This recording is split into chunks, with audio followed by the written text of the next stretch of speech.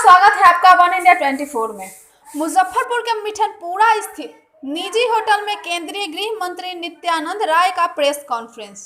प्रकार से देश, बिहार और बोचहा के भाई बहनों की जान बचाने के लिए कोरोना जैसे महामारी, जिसको कहे महाकाल, में भी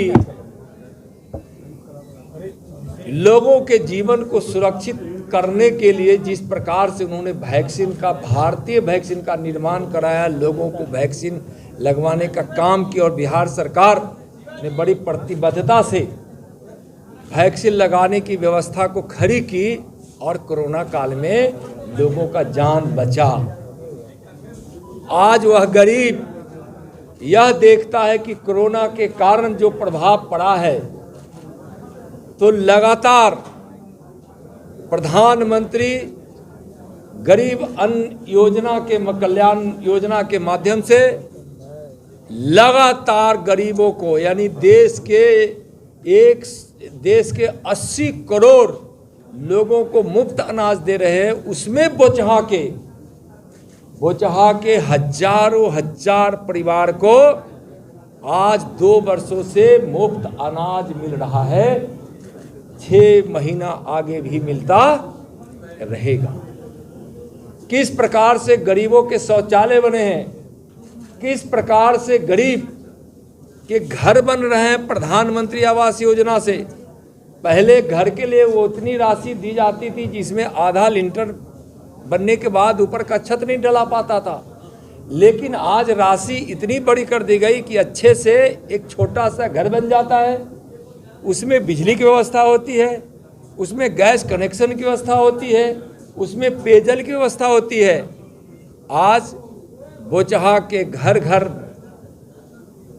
में कहीं न कहीं, किसी न किसी प्रकार, हर घर में किसी न किसी प्रकार से माननीय प्रधानमंत्री जी और माननीय मुख्यमंत्री जी के विकास की धारा वहां पहुंची है।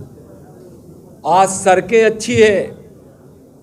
एक जमाना था आज से 20 साल पहले का, 17-18 साल पहले का, कि लोग बिहार में कहते थे कि बिहार के गड्ढे में सड़क है कि सड़क में गड्ढा है। लोग कहते थे कि 2 मित्र अगर स्कूटर पर जा रहा है तो पीछे का मित्र कब गिर जाएगा चलाने वाले को पता नहीं चलता था, यह कमेंट होता था। लेकिन आज सड़कें भी अच्छी है। आज स्वास्थ्य की इतनी अच्छी व्यवस्था हुई है कि सरकारी अस्पताल में कोई जाते नहीं थे, लेकिन आज सरकारी अस्पताल में लोग जा रहे हैं। आज बोचहा के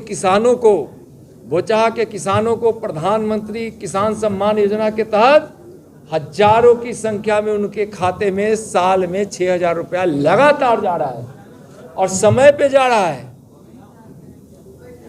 आज मुजफ्फरपुर के लीची को दुनिया में पहुंचाने का काम हमारे प्रधानमंत्री जी के द्वारा किया गया। इसको एक ट्रेड दिया गया, एक नाम दिया गया, एक बिजनेस दिया गया, और बार बार प्रधानमंत्री जी जिसकी चर्चा करते हैं, उससे यहाँ के बोचहा और मुजफ्फरपुर के लोगों को कितना उससे लाभ पहुंचने वाला है।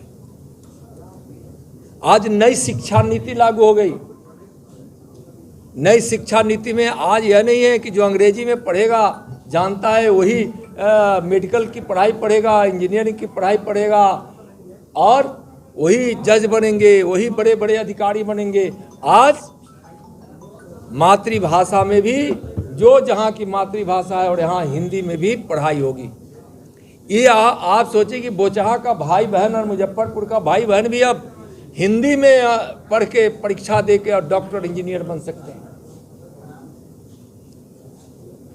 तो इस प्रकार के विकास की जो धारा बही है, उस विकास के नाम पर लोग मतदान अब कर रहे हैं।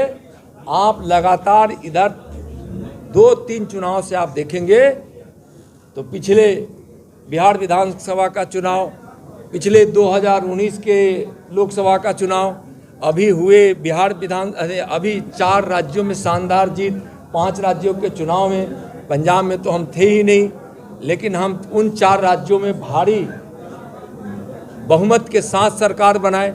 यह मतलब है, दर्शाता है कि अब वह विभेद की व्यवस्था नहीं, अब विकास पर मतदान होता है, और विकास पर मतदान होता है, इसलिए कोई वहाँ कुछ नहीं, वहाँ विकास की जीत होगी, एनडीए की जीत होगी।